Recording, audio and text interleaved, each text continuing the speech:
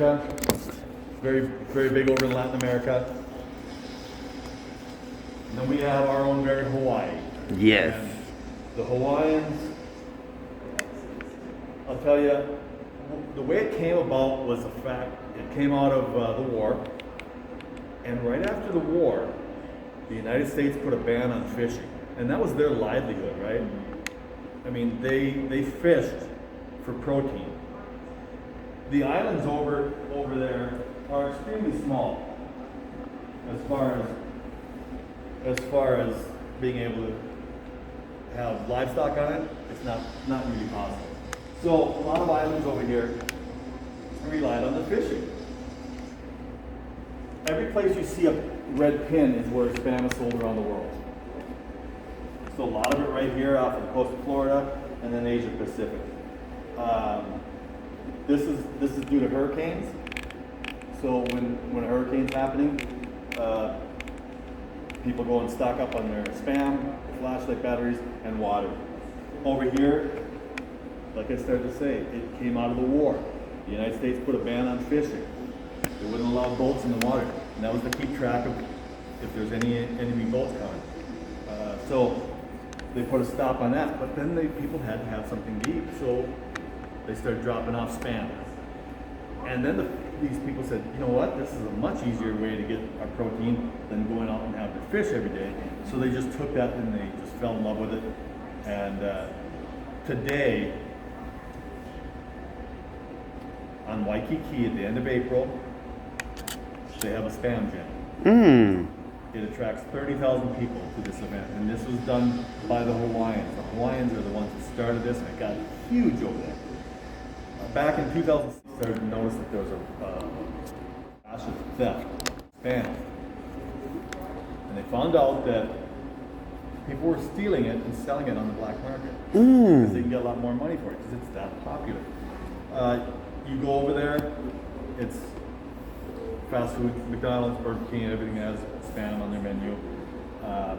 You go into their grocery stores. If you want Spam, so a lot of places have discount or knockoff versions of Spam, right? Yeah. Great value. Walmart has great value brands. A gentleman was in here about a month ago. He showed me a picture. On the shelf in the grocery store, great value Spam or spiced ham, sitting right there, no problem. Right next to it, Spam locked up in a case. So they lock it up so that people can't steal it. Wow. I'm ready to taste this. It's crazy. So here we have Guam, number one consumer of Spam. As I stated before, 16 cans of Spam per person per year. The Philippines, big on it. I said Tocinos from there. The other variety that I didn't talk about that you can't get in the continental U.S. is from Hawaii, and that's Portuguese sausage. And these are Tocino and Portuguese sausage all came from island recipes. These are what the islanders use to make a lot of their different things. And Hormel, so Portuguese sausage started in 2015. Tocino started in 2012. And I'm not sure why they don't. They could sell them very easily here. It's insane. I tried Tocino when I first started eating it. A lot of people will notice that another one that came out of the war was Russia. It was very complimentary about Spam. They said that we couldn't have put our armies without it. Khrushchev, Nikolai Khrushchev was the prime minister at the time, and he was very complimentary of it. But you see that we're not up there, right? Right. And that's because he said it was so good. We're not going to let them in here. We're going to make our own. So they've got their own knockoff version of it. I don't know if this is true or not, but there's a Russian gentleman I talked to a few years ago that said that it's not even close. I appreciated him saying that. I don't know if it's true or not, but nothing here in Africa. Muslims import.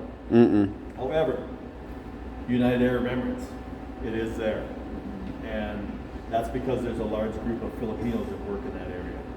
Okay. So you can get Spam over there. But otherwise, this is Muslims and they don't eat pork. So has the U.S. tried to make any other flavors? I didn't catch that. The U.S. has all those 11 different flavors. Okay, the U.S. has 11 different flavors. Yeah. Okay. And I mean, they're made here in the United States. Mm-hmm. And like tocino's made here and shipped over to the Philippines. Right. Portuguese sausage, same thing, and shipped away. There are 5 plants that make Spam. There's 2 in the United States, Dubuque, Iowa, here in Austin, and there's one in China, South Korea, and Denmark. We have one up here. Denmark. Never thought. That's interesting. So, let's go this way and we'll talk about the... So with it being so healthy, would they try to go healthier? Well... Just a question. Is it healthier? No, I'm saying, would they try to go healthier, like plant-based maybe, or? That's something that I'm sure that R&D is working on right now. Okay. Hormel did come up with some plant-based stuff now recently, but not Spam related. Okay. You know, I'm sure that's... Just testing the waters, Yeah. probably. Yeah. Okay. Have they ever made anything not pork? Not pork, turkey. Oh, they have a turkey version? Interesting. Turkey, light, Spam light is, that's got pork in it, but it also has a lot of chicken in it. Okay. So, Got to keep that in mind.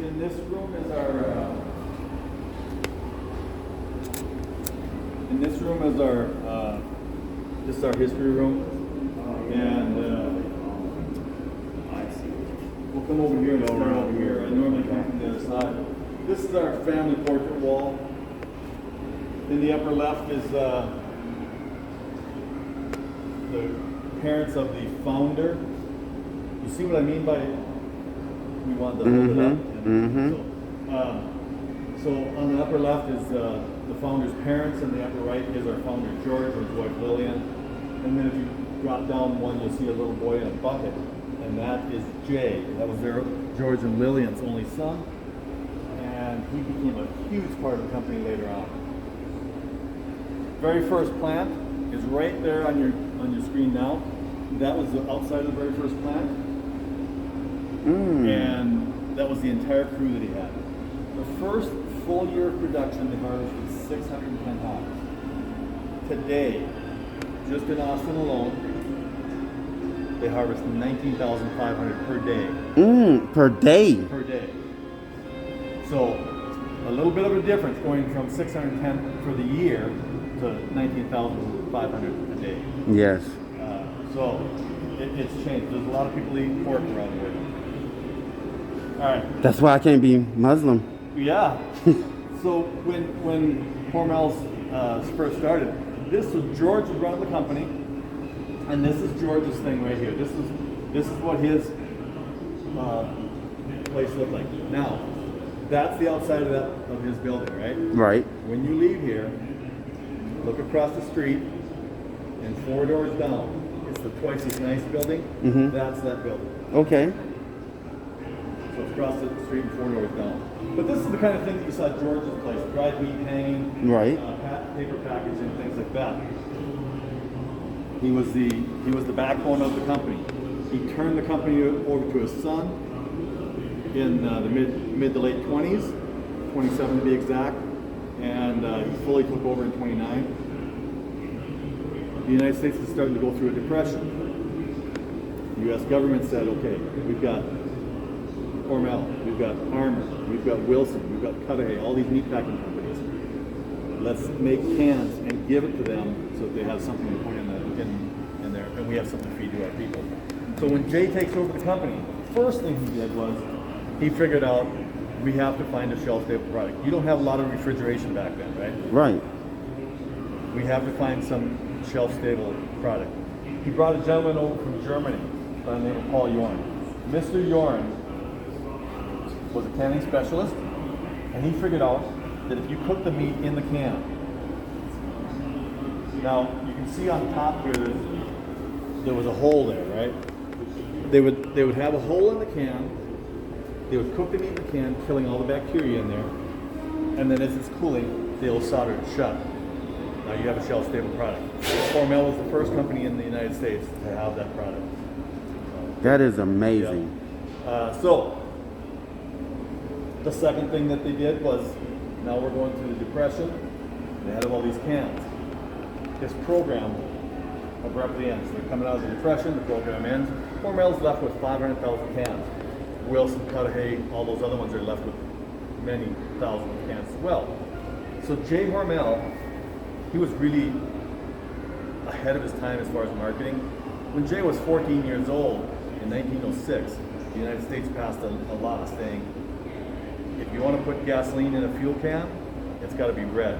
We have that law still on effect. Yeah. It's got to be a red can.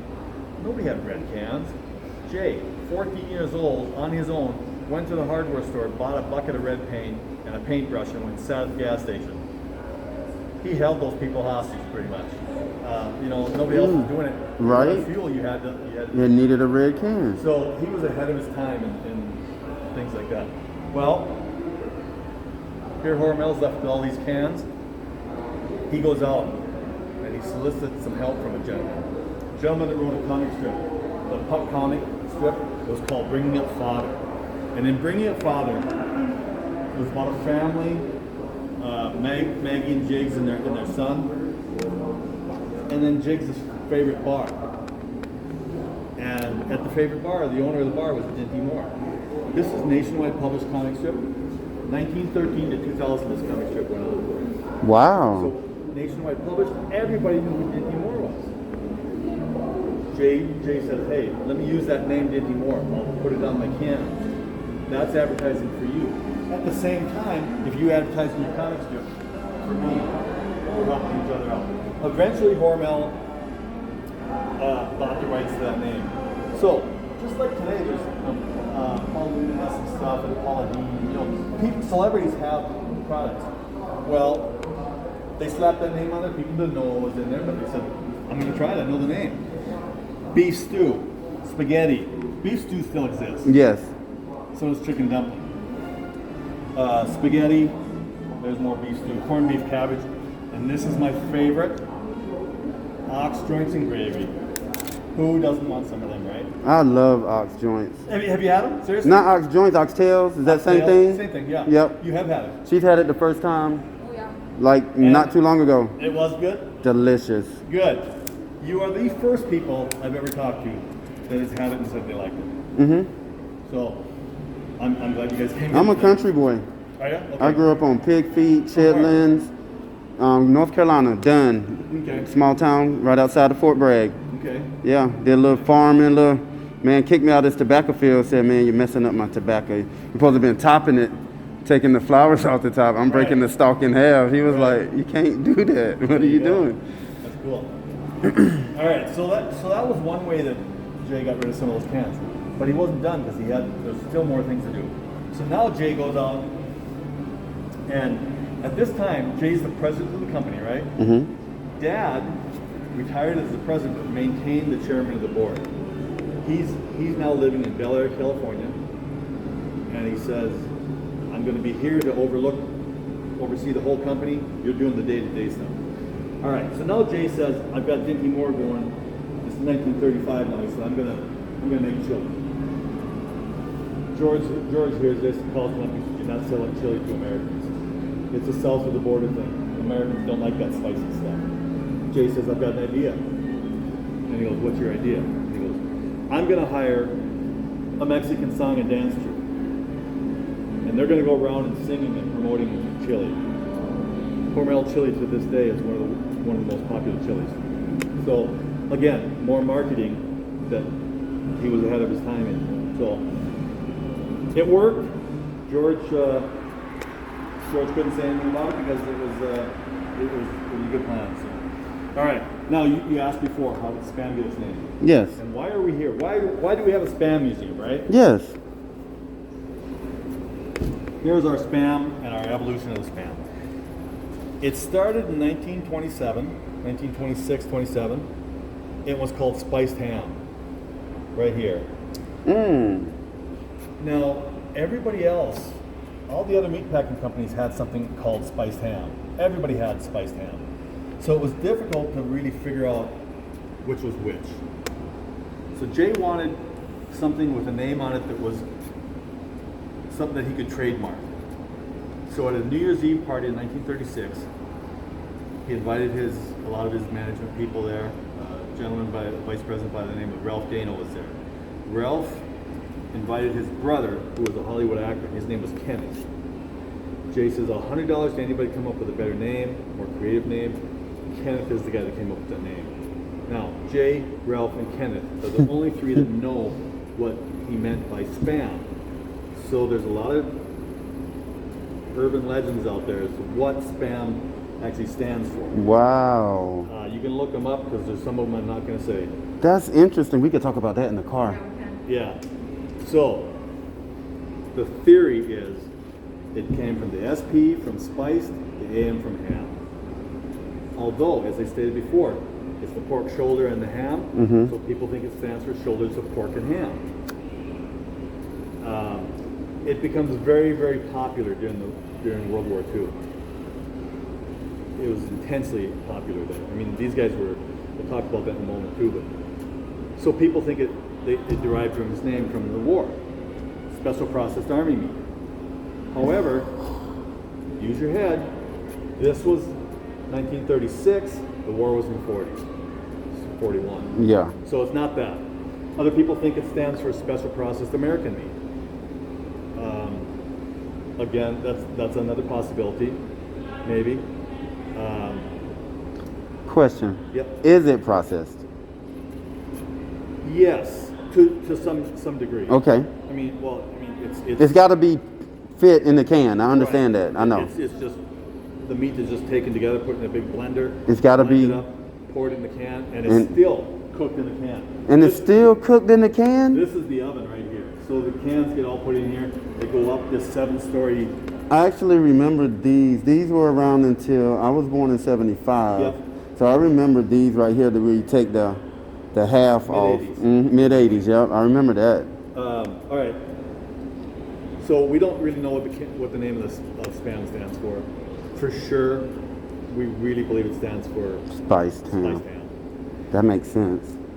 You see how the color of the can changed? Yeah. 1941, they took color away from it. That's because that was during the war, and there was rations on ink at the time. There was also rations on metal, but Hormel was a war plant, meaning that they were 90% of what Hormel produced went to military efforts at the time. So they were able to continue to make their products. We get the color back, and then there's the can that you mentioned that you grew up on. Now that can, that's the infamous can with the key. The key is glued to the bottom of the can. Yep.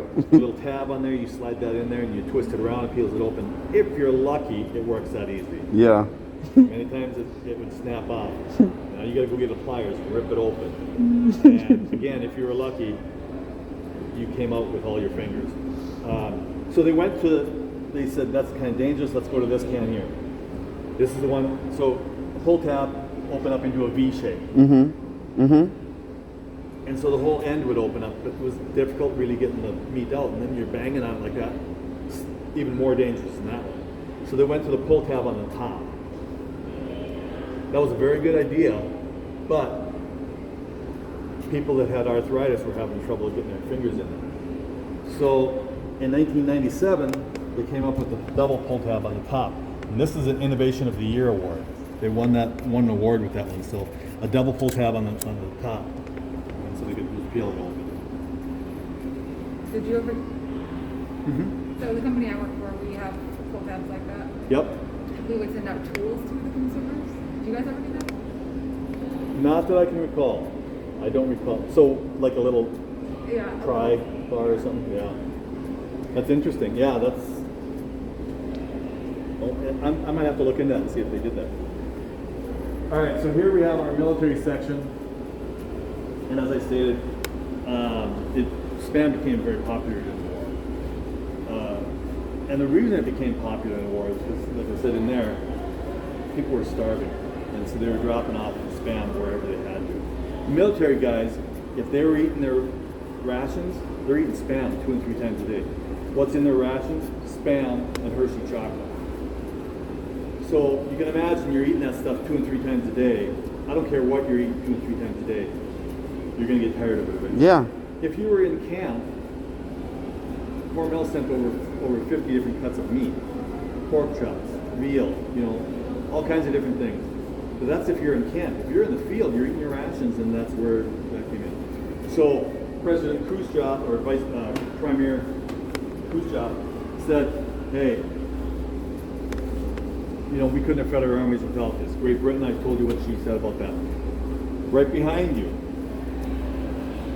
was our very own president, and at that time, General Eisenhower. In 1966, Hormel was celebrating the 75th anniversary.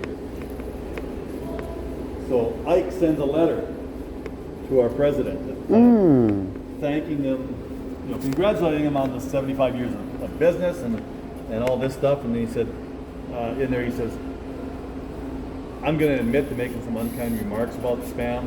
I ate my share like millions of other men did. And he said, I'll forgive you for your only sin of sending so much of it.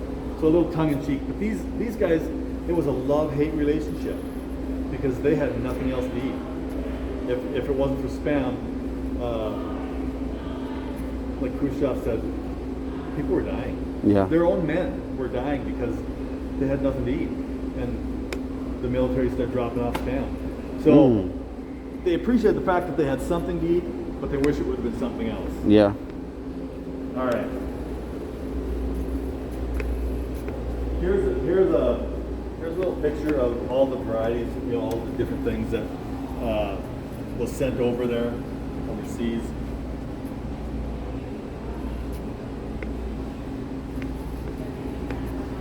Now, Hormel was a part of, been a part of many wars.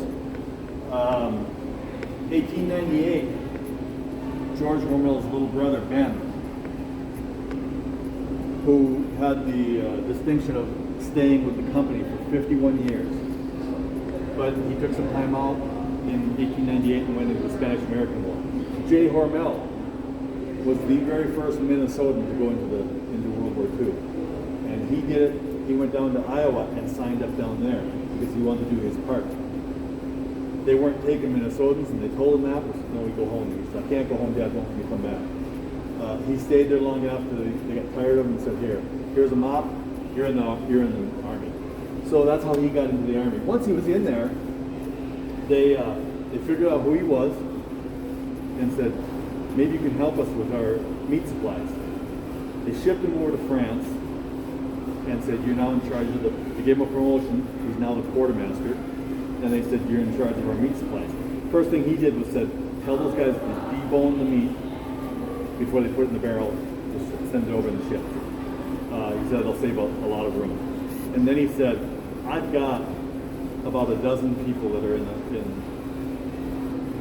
the World War II that work for me back home. Get them over here. So they brought all those guys over to France, and basically Hormel ran the meat production over in France. France is where Jay ends up meeting his wife, Germaine Dubois, and I can tell you more about her after a while. We can be here for days if you want.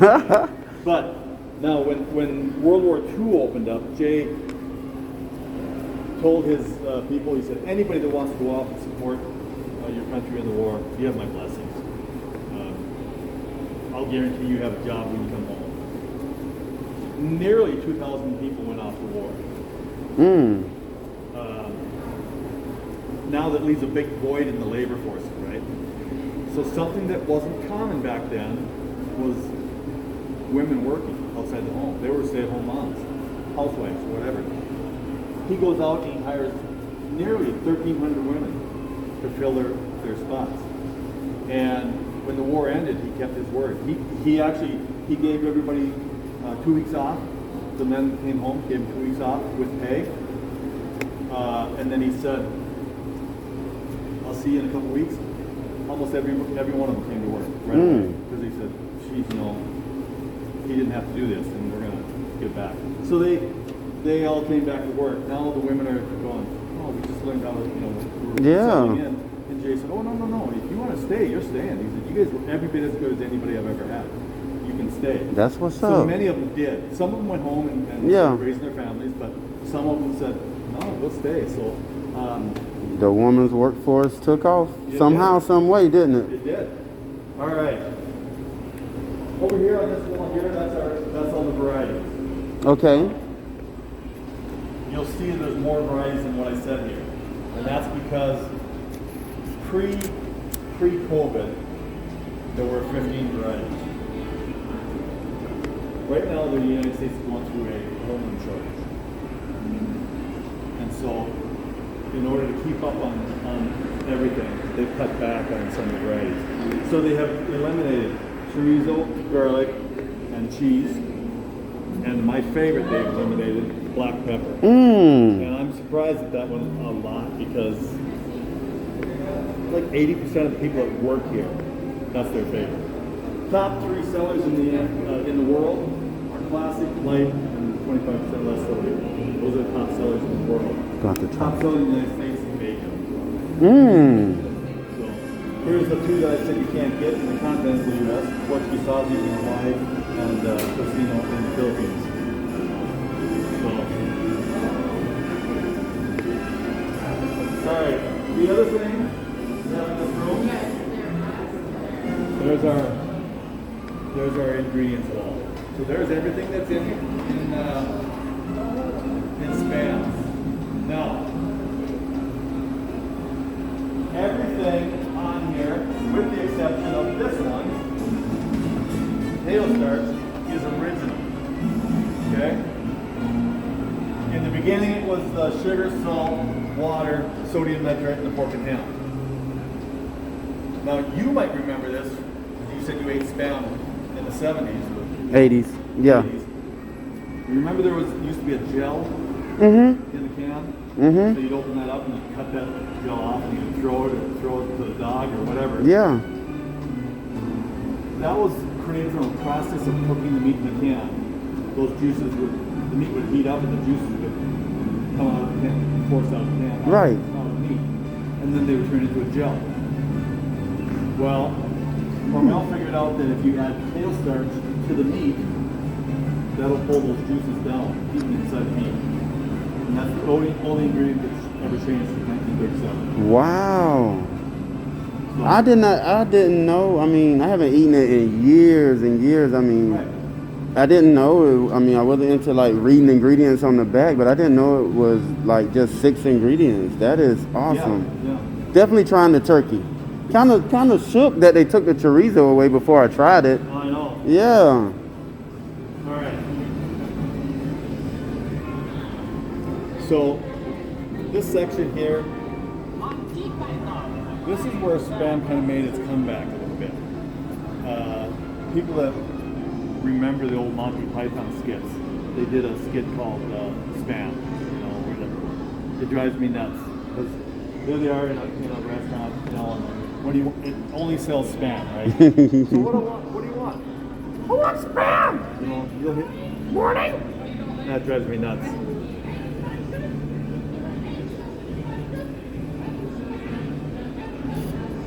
So,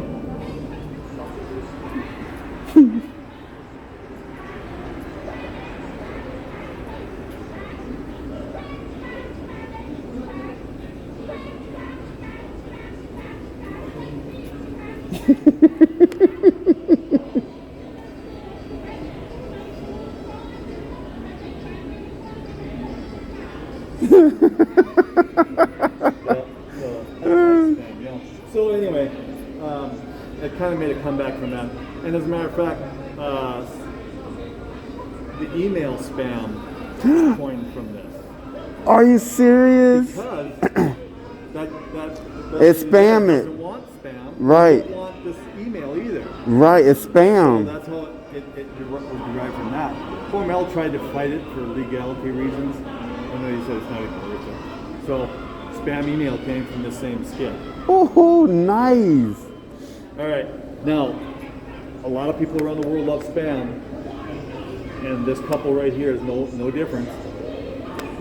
In 2016, this couple, this is Ann Benson, and she wanted to surprise her husband, who was absolutely obsessed with spam. He wore spam clothing every day. He ate spam food every day. His grandfather, that was before the factory moved from to Denmark. It was in Liverpool, England. Right. His grandfather worked for the company. His uncle worked for the company, and he loved it. Well, she wanted to surprise him and have a wedding here. We did not build this place to have weddings here. It wasn't. It's meant for people like yourselves to come in and enjoy. So she calls our brand manager and said, "Any chance we can get married in the Spam Museum in the United States?" I said, "No." She goes, "Well, Not. my husband just loves it, and he loves it so much that he changed his middle name legally to I Love Spam." No. He had to go in front of the Queen, and the Queen had to okay him that it was okay to do that. So he changed his middle name to I Love Spam. His full name is Mark I Love Spam Benson. I love it. She changed her middle name as well. To what? I Love Spam. Wow. So when we heard that, we said, "How do you say no?" What? Right? Now, Oh as my I God. stated- I'm sorry. I just got wowed by the. As I stated apologize. before, as I stated before, Spam Jam is the end of April in Waikiki.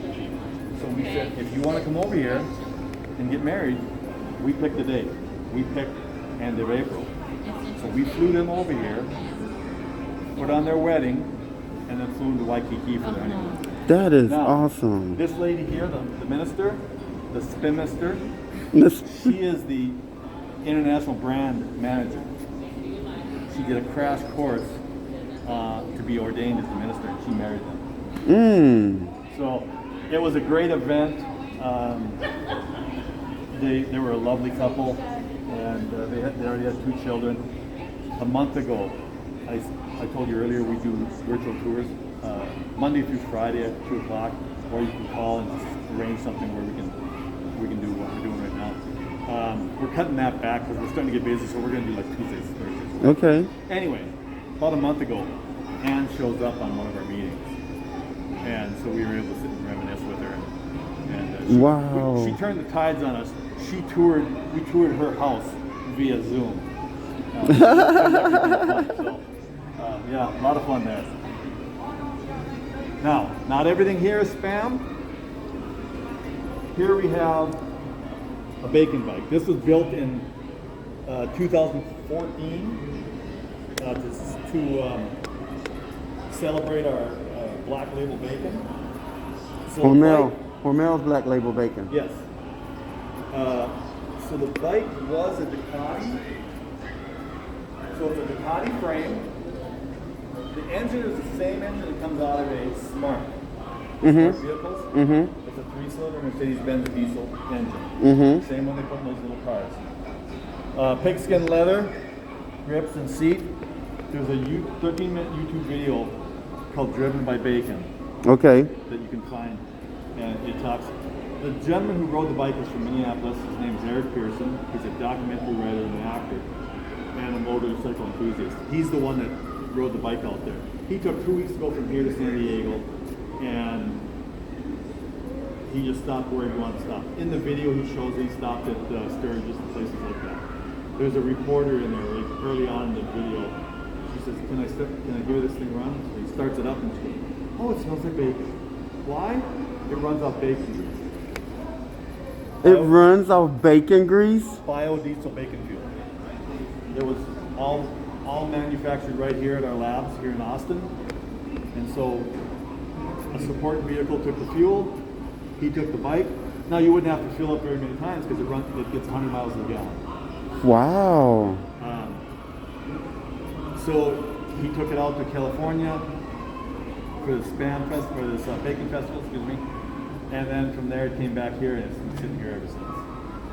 So, very unique bike. I like it. I'm in love with it. That is nice. All right.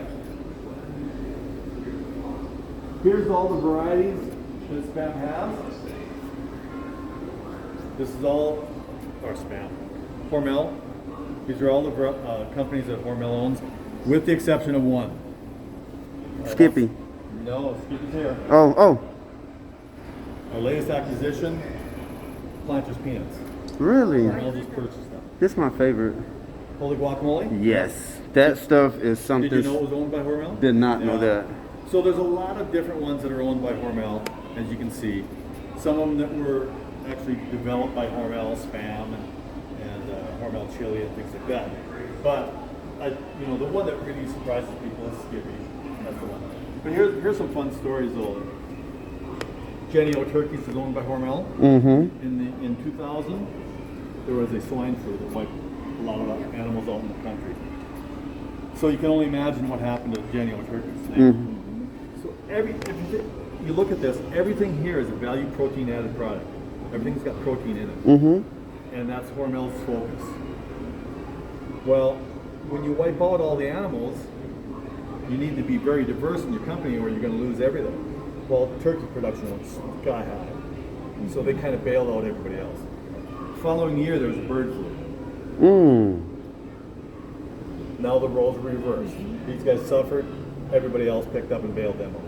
So, pretty cool to be diverse. Now there's a lot of companies here that people don't recognize right offhand by name, but you may have had their products, like this one here, Burke. I was wondering. Have you heard of it?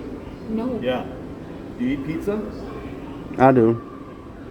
They make all the meat products for Domino's, Godfather's. Wow. Okay. So it's things like that. Justin's is another good story. I've heard of Justin's. I see them in. They make little cakes and little No, peanut butter. peanut butter, nut butter. Almond butter. Yeah.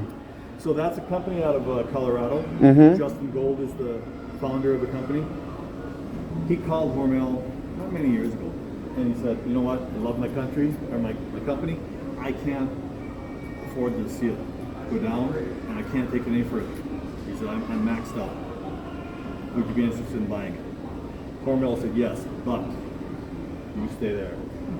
And Hormel said, "If you've gotten to a company to where we're willing to buy it, if we're interested in buying it, you obviously know what you're doing.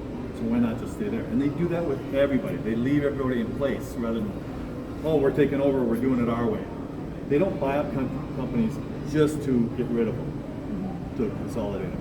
You know, They're building a community. They want to continue to build them. This is a family. Yes, it is very much so. Big family. So Justin is still running his own. That is his own awesome. backing. So yeah. And can do more. And he got backing now. Right. I heard Jenny-O, this is something I heard now, that they would pay you to raise turkeys. Is that true if you have a certain amount of land? Sure. Yeah. Can I get more information about that on the website or something like that? Or I got to go to Jenny-O? Yeah, you might have to go. You might find some online. I haven't seen much about that online. I just heard it because one of my ex-bosses, she has a chicken farm. Yeah. So she was telling me about how to make some extra money. Yeah. Mm-hmm. Go to their website. Okay. I'll check it out. We got some land up in North Carolina. Do you? Mm-hmm. There you go. All right. Right behind you, 1941, Jay Hormel and his dad, George, founded the foundation. And the company, George was really concerned about this. George wanted to make sure that Hormel stayed not just here in Austin, not just here in Minnesota, he didn't want to leave the country. So they bought up the foundation, they gave 48.9% of the company to the foundation with the agreement that they could never move it and they could never make a profit from it. So, it says right here, Hormel's donated $139 million to the community. That's way off. We just checked it last week. It's $289 million. So we're going to try to get a ticker in there rather, because they donate so often that it wouldn't make sense to keep doing these. And how big is this town? 24,000. So 289,000 have been donated to the community or to the country or wherever since 1941. Wow. Now, George Hormel starts the company in 1891. He has a son named Jay. Jay takes over the company. He has 3 kids, James, Jordy, and Thomas. Jordy's the oldest one. He was in line to take over the company, but he wasn't ready to take it over. In 1954, Jay died suddenly of a heart attack. So the company, the board said, we're going to have to go around him and bring in somebody else, which disappointed a lot of the Hormel family, but Jordy was not ready. So they went around him, and Jordy was fine with it. He moved out to California. He marries an actress by the name of Leslie Perone. His best man at that wedding, Sammy Davis Jr. So he starts a music recording studio In the 60s, this recording studio was responsible for over just about 50% of the music you saw on TV shows like Rin Tin Tin. Right. The scores from those. That was either his production that did it or he wrote it. Either way. You can go online, you can find songs from Geordie Hormel because he wrote songs too and recorded them. Okay. So that was Geordie. He died a millionaire. He currently, his estate, his wife still owns the Wrigley Mansion out in Phoenix, Arizona. Geordie was very free with his money, and he was married 4 different times, and it was because if somebody walked up to him and said, I'm a little down on my luck or something, he'd go, oh, here's some money. It was not uncommon for him to give $1 million a year away.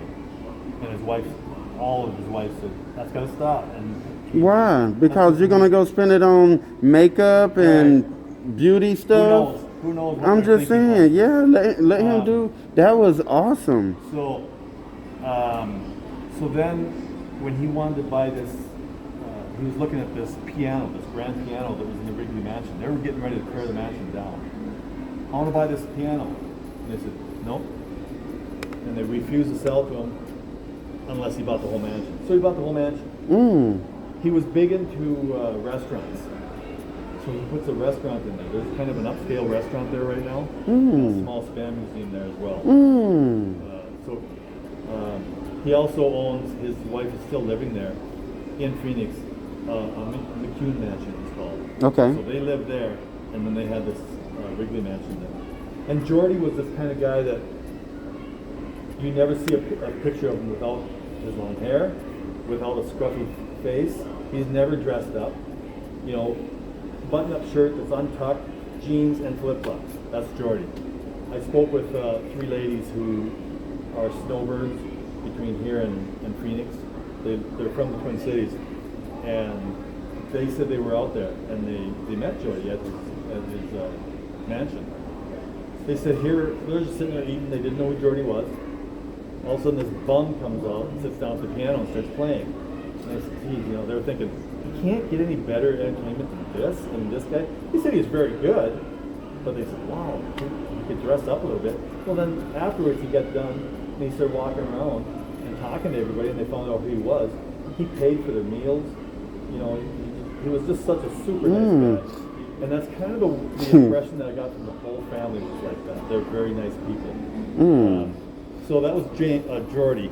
James and Thomas, they were philanthropists. They just gave away their money all the time, just like Geordie did. They didn't really have jobs. They gave away their inheritance from this. The family, the boys, the 3 boys, he had X amount of dollars every year from this company, from the foundation, as long as they lived. Thomas passed away 2 years ago. Geordie passed away in 2006. James is 88 years old, living out in San Francisco right now. He will continue to get so many millions of dollars a year until he passes. Then their families will get this money until they pass, or until for the next 20 years. Then, starting 21 years after James passes, all that money comes back to the community of Austin. So what are we going to do with it? We don't know. They're already starting to talk about it. They're already starting to argue about it. One of the things that they want to do right now, there's a cancer research institute here in town. It's a cooperation effort between the University of Minnesota and Hormel. It's all funded by the foundation. What they want to do and what they're more than likely going to do is they're going to build a cancer hospital right here in Austin with this money. So, I mean, I think I'm safe to say that there's probably not a person alive that's not been affected by cancer, either themselves or they know somebody that's had cancer. Yeah. So, what a perfect place to put it is into that. So this is a world-class research institute. People from all over the world come here to learn.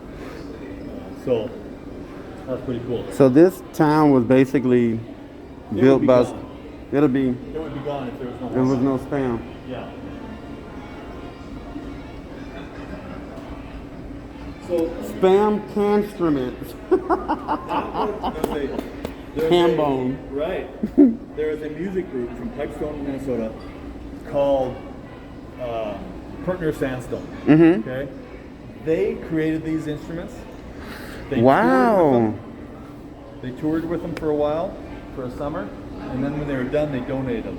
There's one that's missing because it's too big. It was a big bass. Yeah. That was made out of an old Jerry fuel can. Okay.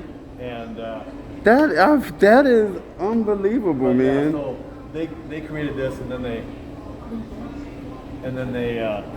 when they were done, they donated them to us. So That is. So how long is this conveyor belt? in feet, I don't know. Okay. In cans? 780, and it takes 18 minutes to go around. Okay. So 18 minutes.